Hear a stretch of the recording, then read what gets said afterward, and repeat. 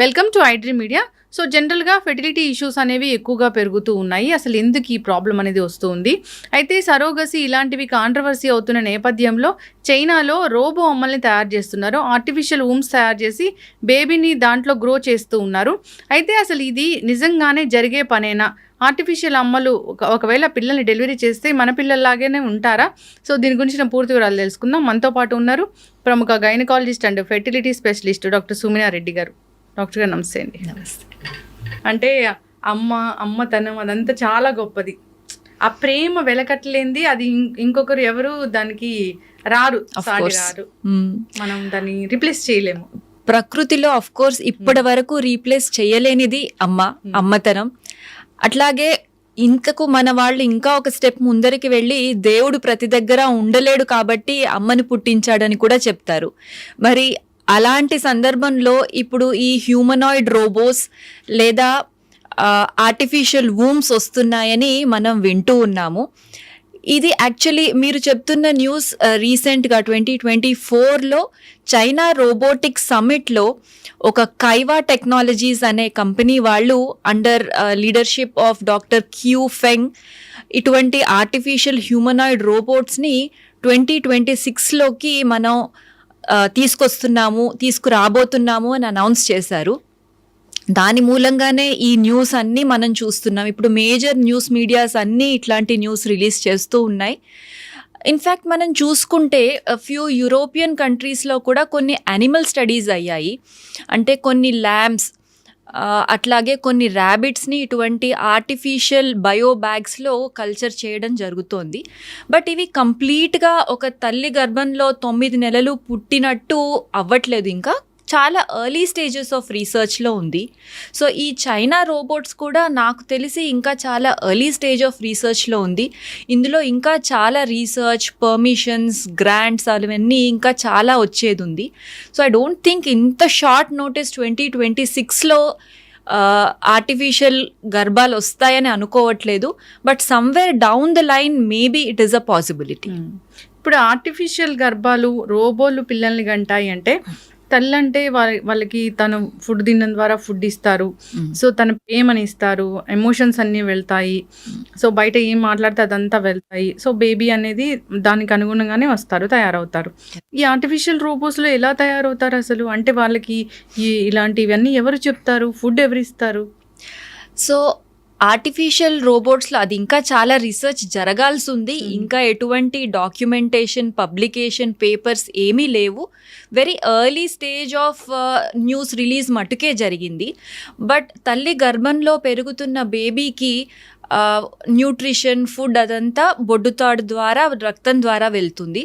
ప్రాబబిలీ ఇటువంటి హ్యూమనాయిడ్ రోబోట్స్లో కూడా some fluid circulation ద్వారానే ఈ న్యూట్రిషన్ పంపిస్తూ ఉండొచ్చు. న్యూట్రిషన్ అవన్నీ పంపిస్తారే కానీ మీరు అన్నట్టు ప్రేమ, టెండర్ టచ్ అనేది I don't know how that is going to deliver. And ఎన్ని రోజుల వరకు, 9 నెలల వరకా లేదా 4 నెలల వరకేనా అది కూడా తెలీదు. అండ్ మన బాడీలో డెవలప్మెంటల్ స్టేజ్లో చాలా డెలికేట్గా ఉంటాయి.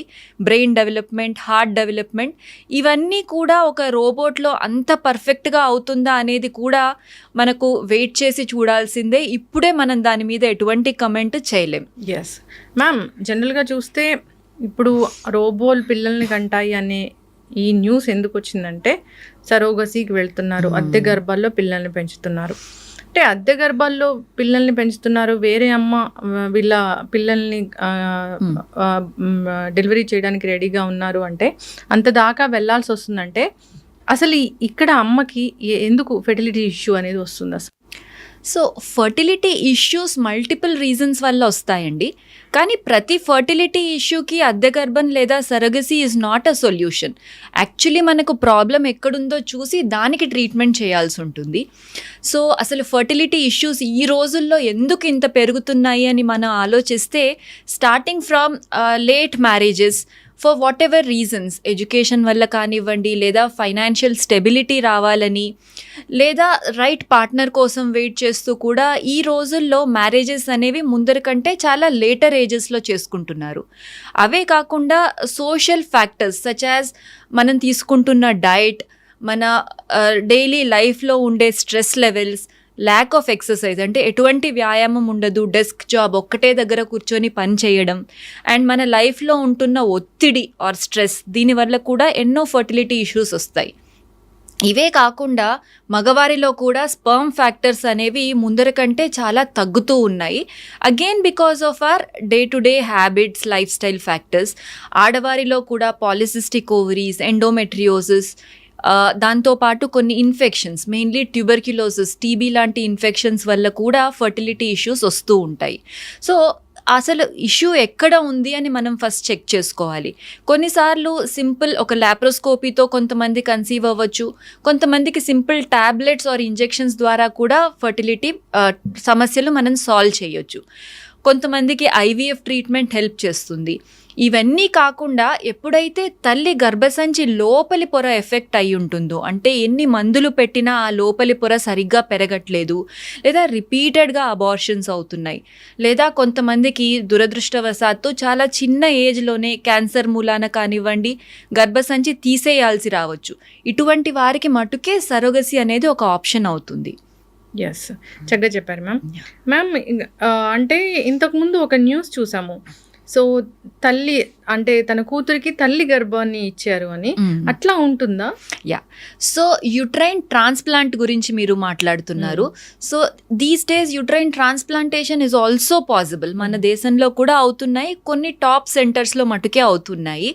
సో ఎట్లాగైతే మనం కిడ్నీ ట్రాన్స్ప్లాంట్ చేస్తామో లేదా లివర్ ట్రాన్స్ప్లాంట్ తీసుకుంటామో, అట్లాగే కొంతమంది సూటబుల్ పీపుల్కి తల్లి నుంచి కానివ్వండి లేదా సూటబుల్ పర్సన్ నుంచి యుట్రైన్ ట్రాన్స్ప్లాంట్ కూడా చేస్తున్నారు. కాకపోతే ఇది అంత వైడ్లీ డన్ ట్రీట్మెంట్ కాదు. కానీ ఎవరైతే వారి గర్భంలోనే, వారి కడుపులోనే బేబీ పెరగాలనుకుంటారో, some people maybe uterine transplant also is a possibility. Okay, so అది అంటే ఇంకా ఇండియాలో జరుగుతున్నాయి, ఇప్పుడు స్టార్ట్ అయ్యాయి, ఇప్పుడు స్టార్ట్ అయ్యాయండి. కొన్ని సెంటర్స్ లో యుట్రైన్ ట్రాన్స్ప్లాంట్స్ జరుగుతున్నాయి. But it is not such a easy and straight forward procedure కాదు. ఆర్గన్ ట్రాన్స్ప్లాంటేషన్ అంటే మళ్ళీ చాలా పర్మిషన్స్ ఉంటాయి. అండ్ ఇంకొకరి గర్భసంచి మన బాడీలో నుంచి రిజెక్ట్ కాకూడదు అనుకుంటే కీమోథెరపీ, ఇమ్యూనోసప్రెషన్ లాంటి ట్రీట్మెంట్స్ కూడా అవసరం పడతాయి. యా మ్యామ్, చక్కగా చెప్పారు. ఇప్పుడు జనరల్గా మాట్లాడుకుంటే మనం ఫెర్టిలిటీ సమస్య వచ్చింది, అక్కడి వరకు వెళ్ళారు అనేదాకా అప్పటి నుంచి మాట్లాడుకున్నాము. ఎవరైతే పెళ్ళైన దంపతులు ఉంటారో వాళ్ళకి పిల్లలు కలగట్లేదు అనేది వాళ్ళకి అసలు ఎప్పుడు తెలుస్తుంది? సో పెళ్ళైన దంపతులు, ఇది కూడా ఒక మంచి క్వశ్చన్ అండి. బికాజ్ ఈ రోజుల్లో బికాజ్ ఆఫ్ ఇద్దరు హస్బెండ్ వైఫ్ ఇద్దరు పని చేస్తుంటారు, ఒకరి కోసం ఒకరికి సమయం అనేది చాలా తక్కువ ఉంటుంది. సో వాళ్ళు ప్రాపర్గా కొన్నిసార్లు ప్రెగ్నెన్సీ కోసం ట్రై కూడా చేస్తూ ఉండరు. మనం లాజికల్గా చూసుకుంటే పెళ్ళైన భార్య భర్త అట్లీస్ట్ ఒక సంవత్సరం పాటు వితౌట్ యూజింగ్ ఎనీ కాంట్రసెప్షన్ ప్రాపర్గా ప్రెగ్నెన్సీ కోసం ట్రై చేసి, అప్పుడు కూడా ప్రెగ్నెన్సీ కన్సీవ్ కాలేదు అంటే అప్పుడు డాక్టర్ని సంప్రదించాలి. కొన్నిసార్లు భార్య ఏజ్ ఆల్రెడీ 35 కంటే ఎక్కువ ఉండొచ్చు, లేదా ఆల్రెడీ పాలిసిస్టిక్ ఓవరీస్, ఎండోమెట్రియోసిస్ ఇటువంటి సమస్యలు ఉన్నాయని తెలుసుంటే 6 నెలలు ప్రయత్నం చేసి 6 months లో కన్సీవ్ కాకుంటే డాక్టర్ని కలవాల్సి ఉంటుంది. ఎస్ మ్యామ్, చక్కగా చెప్పారు.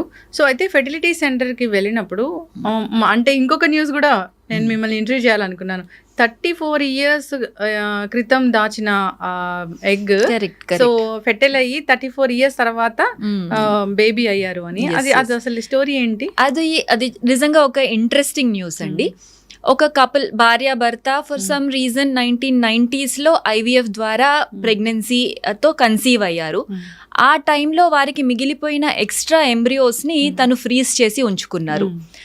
లేటర్ ఈ భార్యాభర్త ఇద్దరికి డివోర్స్ కూడా అయ్యింది.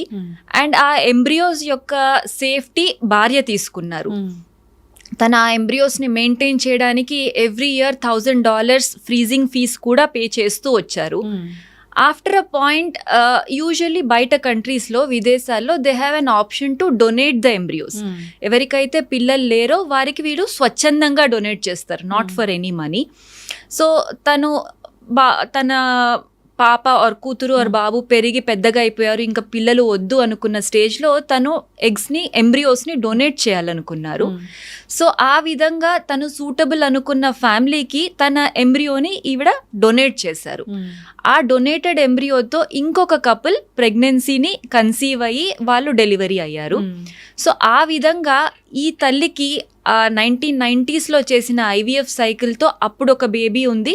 30 సంవత్సరాల తర్వాత అదే ఎంబ్రియోతో ఇప్పుడు ఇంకొక బేబీ పుట్టింది. ఓకే, అంటే ఇప్పుడు ఫెర్టిలిటీ సెంటర్కి వెళ్ళినప్పుడు వాళ్ళు ఎగ్స్ ఎన్నైనా ఫ్రీజ్ చేయొచ్చా, ఎన్నైనా దాయొచ్చా? సో మనకు నార్మల్గా ప్రకృతిలో ప్రతి నెలలో కొన్ని గుడ్లు ఎగ్స్ అనేటివి పెరుగుతాయి. అందులో నుంచి న్యాచురల్గా కేవలం ఒక ఎగ్ మటుకే మెచ్యూర్ సైజ్కి వచ్చి రిలీజ్ అవుతుంది. సో అందుకే మనకు హ్యూమన్స్కి ప్రతి నెల మ్యాక్సిమం ఒక pregnancy, single pregnancies are more common. అప్పుడప్పుడు 2 గుడ్లు పెరిగి రిలీజ్ అవ్వచ్చు. సో ట్విన్స్ అనేవి నేచర్లో పాసిబుల్ బట్ లెస్ కామన్. మనం ఐవీఎఫ్ చేసినప్పుడు ఈ మంత్లో పెరగాల్సిన పూల్ ఆఫ్ ఎగ్స్ అన్నింటినీ పెంచడానికి ఇంజెక్షన్స్ ఇస్తాము.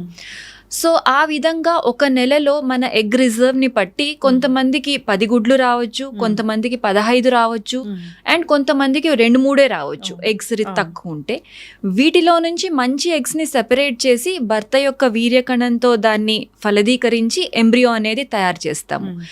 ఈ ఎంబ్రియోస్లో యూజువలీ 1 or 2 మనం ట్రాన్స్ఫర్ చేస్తాము తల్లి గర్భంలోకి. మిగతా ఎక్స్ట్రా ఎంబ్రియోస్ని ఎన్ని ఉంచాలా ఉంచొద్దా, ఈ డెసిషన్స్ అన్ని డాక్టర్ అండ్ పేషెంట్ దంపతులు ఇద్దరు కలిసి తీసుకోవాల్సి ఉంటుంది. ప్రస్తుతం మనకున్న లా ప్రకారం 10 years పాటు మనం ఈ ఎంబ్రియోస్ని ఫ్రీజ్ చేసుకోవచ్చు. అంతకు మించి చేయాలనుకుంటే మనం మెజిస్ట్రేట్ ఆర్డర్స్ తీసుకోవాల్సి ఉంటుంది. అయితే ఎంతకాలం ఫ్రీజ్ చేసినా కానీ ఫెర్టిలిటీ అవ్వాలి అనుకున్నారు, ఫెర్టైల్ స్టేజ్ దాన్ని తీసుకురావాలి అన్నప్పుడు అప్పుడు హెల్దీ బేబీనే వస్తారా? యూజువలీ మనం ఈ ఎంబ్రియో ఫ్రీజింగ్ అనేది కరెక్ట్ టెంపరేచర్లో ప్రాపర్ మెథడ్స్తో చేస్తే యూజువల్లీ ఎంబ్రియోస్ చాలా వరకు సేఫ్గానే ఉంటాయి. ఓకే, చక్కగా చెప్పారు మ్యామ్. ఇప్పుడు ఈ ఫెర్టిలిటీ ఇష్యూస్ అన్నీ ముందుగా మీరు చెప్పినట్లుగా పెద్ద ఏజ్ వాళ్ళు పెళ్లి చేసుకుంటేనే వస్తాయా? ఒకవేళ మ్యాక్సిమం చాలా వరకు ఏజ్ ఇస్ వెరీ ఇంపార్టెంట్ ఫర్టిలిటీలో.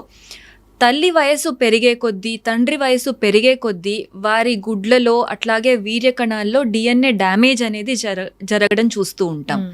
దీని వలన కొన్నిసార్లు genetic abnormalities like down syndrome ఇటువంటి సిండ్రోమ్స్ చూస్తాం. అవే కాకుండా కొన్ని ఫ్యామిలీస్లో జెనెటిక్ మ్యూటేషన్స్ ఉంటాయి.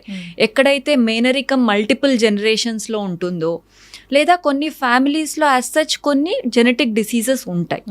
అటువంటి సిచ్యుయేషన్లో మనకు అటువంటి కపుల్స్ ఇద్దరు భార్యాభర్త పెళ్లి చేసుకున్నప్పుడు నెక్స్ట్ జనరేషన్లో జెనెటిక్ డిసీజెస్ వచ్చే రిస్క్ కొంచెం ఎక్కువ ఉంటుంది.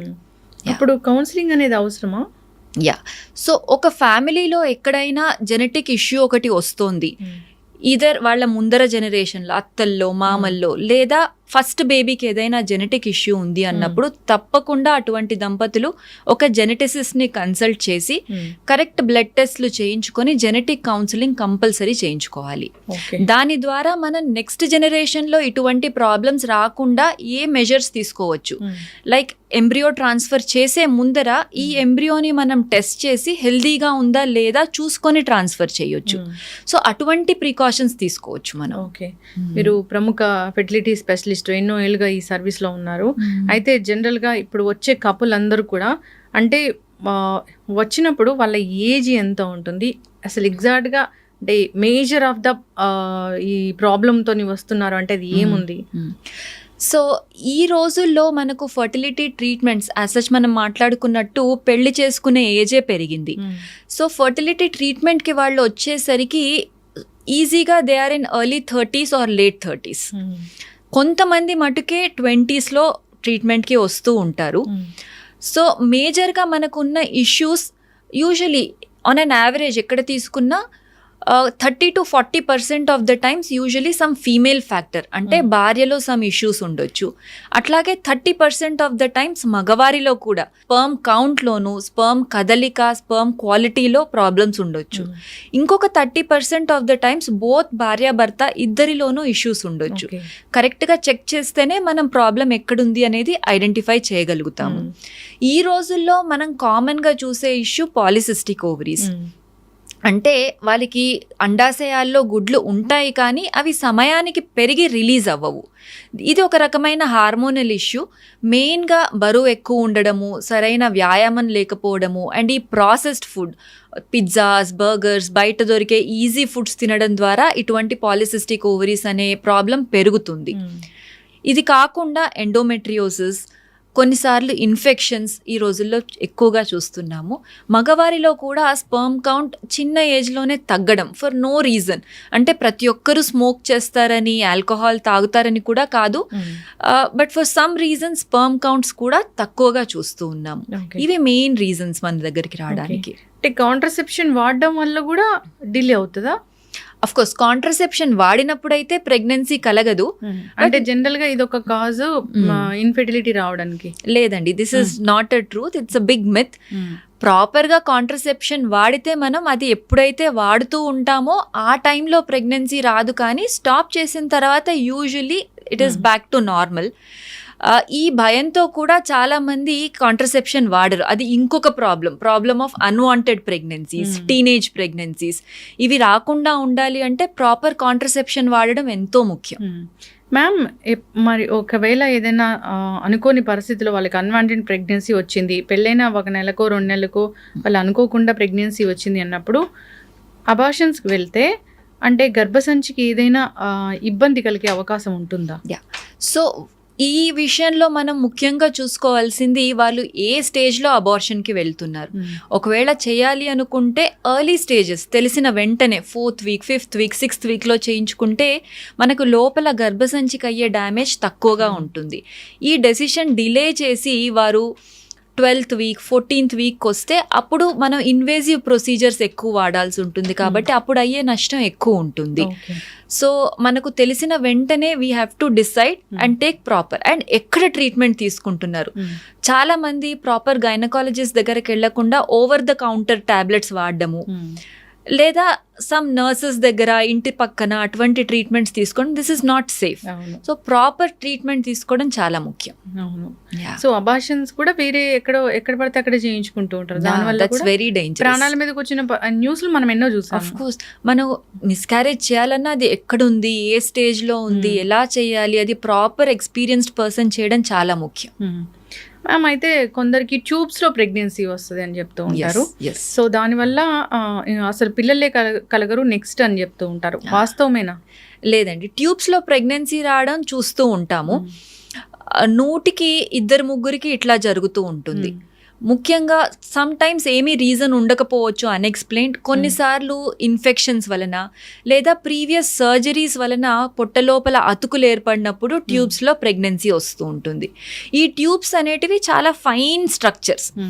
అవి కేవలం గుడ్డుని అండ్ వీర్యకణాన్ని ట్రాన్స్పోర్ట్ చేయడానికి మటుకే వీలు పడుతుంది.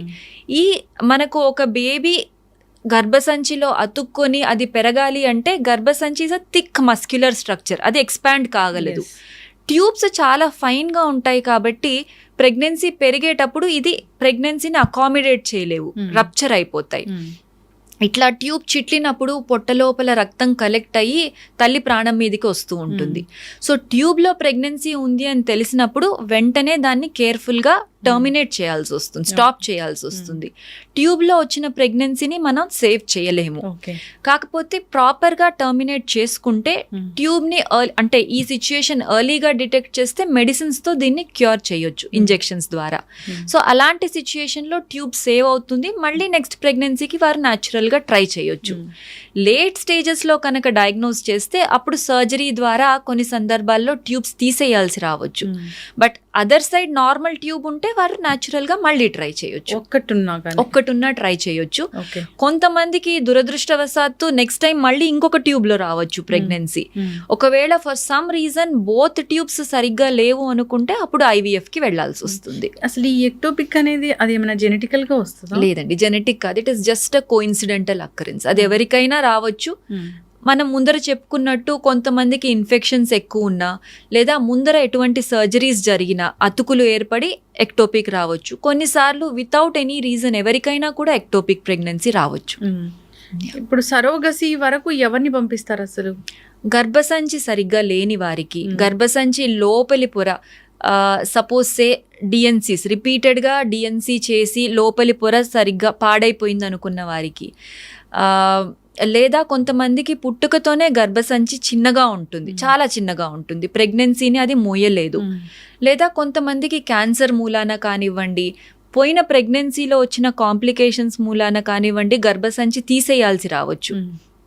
ఇటువంటి వారికి సరోగసీ అవసరం పడుతుంది. కొంతమందికి రిపీటెడ్గా అబార్షన్స్ అవుతుంటాయి, 4 సార్లు 5 సార్లు ఫర్ నో రీజన్, వారికి కూడా సరోగసీ హెల్ప్ అవుతుంది. అంటే ఒకప్పుడు కాలంలో అంటే జనరల్ గా చెప్తూ ఉంటారు 7-8 మంది పిల్లల్ని కన్నారు, వాళ్ళు చాలా హెల్దీగా ఉన్నారు అని. అంటే అప్పుడు పరంగా చూసుకుంటే ఇప్పుడు ఎందుకు అమ్మలు అంత వీక్ అయిపోతున్నారు? అసలు అమ్మలనే కాదు, నాకు తెలిసి మన మొత్తం మానవ జాతే చేంజ్ అవుతోంది. మెయిన్లీ చెప్పాలంటే అగే మన తింటున్న ఫుడ్ ఈ రోజుల్లో కల్తీ లేనిది ఏముంది చెప్పండి? పాలు, కూరగాయలు, మాంసం, ఎవ్రీథింగ్ ఈజ్ అడల్టరేటెడ్. దాంతోపాటు మనం ఉంటున్న సోషల్ కండిషన్స్, ఎంత స్ట్రెస్ ఉంది మన లైఫ్లో, అండ్ మన చుట్టూ ఉంటున్న pollution, everything is leading to a chronic change. చిన్న చిన్న changes, even 1% change over a long period leads to a large degree of change. So fertility problems పెరుగుతూ ఉన్నాయి, ప్రెగ్నెన్సీస్ డిఫికల్ట్ అవుతూ ఉన్నాయి, everything is going on. 9 months వరకు అంటే 37 weeks 40 weeks pregnancy, full term is 40 weeks. Okay, అప్పటి వరకు కూడా చాలా జాగ్రత్తగా కాపాడుకోవాల్సిన పరిస్థితి అయితే ఉంది. కరెక్ట్. చాలా మందికి బెడ్ రెస్ట్ కూడా చెప్తారు కదా మ్యామ్? అవునండి, కొన్నిసార్లు మిస్క్యారేజ్ రిస్క్ ఎక్కువ ఉంది అనుకున్నా, కొంతమందికి ప్లాసెంటా అనేది కింద వైపు ఉంటుంది, వారికి రిపీటెడ్గా బ్లీడింగ్ అవుతూ ఉంటుంది, కొంతమందికి మిస్క్యారేజ్ రిస్క్ ఎక్కువ ఉంటుంది, వీరికి కొన్నిసార్లు బెడ్ రెస్ట్ చెప్తాం. IVF లోనే చెప్తారా?